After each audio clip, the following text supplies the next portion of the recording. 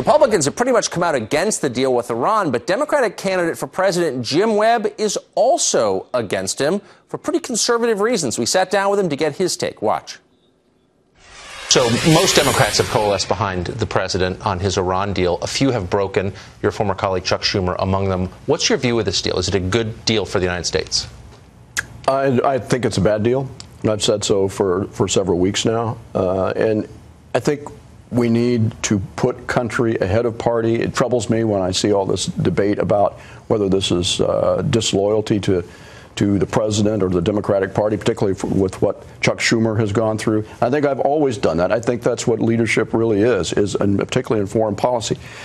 They said I was wrong to oppose the invasion of Iraq. They said I was wrong to want to bring Burma into the international community. They said I was wrong to question the Arab Spring. They said I was wrong to oppose the Libyan intervention.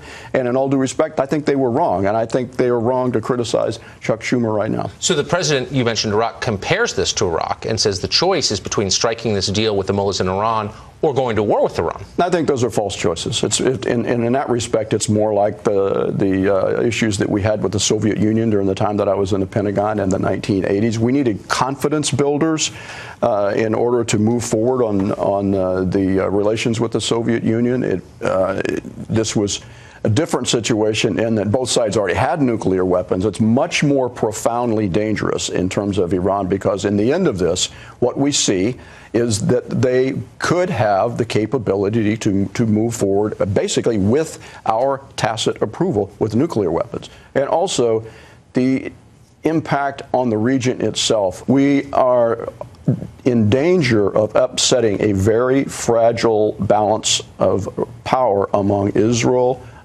Saudi, and Iran in an agreement like this.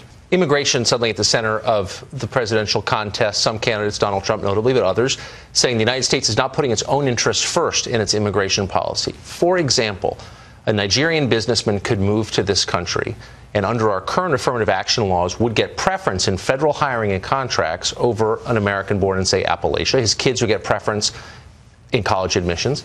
Is that a fair policy? Well, there are two or three different things in the question you just asked that need to be addressed. One is the diversity programs themselves, which go into your example with the Nigerian businessman. And I have been saying for a good bit of time that affirmative action programs are African American programs. They were designed to help remove the badges of slavery and the unique situation that African Americans were in this country during post-Reconstruction Jim Crow era. And I've supported those. But to expand those programs so broadly that essentially they include everyone who is not Caucasian is not a common sense program. With respect to immigration writ large, we had very weak enforcement following Simpson-Mazzoli legislation in the mid to late 1980s. We have a situation anywhere from 11 to 20 million people are here illegally. I think we need to stabilize it. I've said for a number of years, for those who have really put down roots in their community and shown that they are productive members of our society, we should try to move them into a path toward citizenship. But we need to be able to define our borders and to have a better program moving into the future. I'm not an open borders person when it comes to immigration. Coming at 9:15.